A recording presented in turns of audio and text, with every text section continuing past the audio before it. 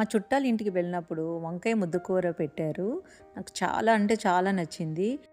వాళ్ళని అడిగి ఈ కూర నేను కూడా ట్రై చేశాను. ఇందులో ఉల్లిపాయ, వెల్లుల్లి లేదు. పూజ టైంలో చాలా బావుంటది. మనం వంకాయ ముద్దుకూర అంటే గుత్తి వంకాయ కూర తెలుసు గానీ, ఇలా ముద్దుకూర నేను ఇదే ఫస్ట్ టైం తిన్నాను. ధనియాలు, జీలకర్ర, శనగపప్పు, మినపప్పు బాగా ఫ్రై అయినాక కూరకు సరిపడా పచ్చిమిర్చి, ఎండుమిరపకాయ వేసుకొని బాగా ఫ్రై చేసుకోవాలి. కొంచెం కొబ్బరికాయ, టమాటా వేసి మూత పెట్టి ఒక 10 నిమిషాలు మగ్గబెట్టుకోవాలి.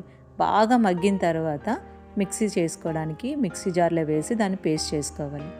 వేరే పాన్లోని కొంచెం ఆయిల్ వేసి వంకాయలను పొడవుగా కోసుకోవాలి. వంకాయల్ని ఫ్రై చేసుకొని మూత పెట్టి ఒక 5 మినిట్స్ ఉడకనివ్వాలి. ఉడికిన వంకాయల్లోని ఆ వంకాయకి సరిపడా వేసుకోవాలి.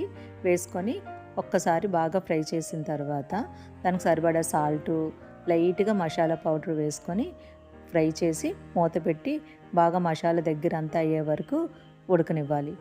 కొంచెం కరివేపాకు వేసుకొని ఫ్రై చేసి లాస్ట్లో స్టవ్ ఆపిన తర్వాత కొత్తిమీర వేసి సర్వ్ చేసుకోవడమే.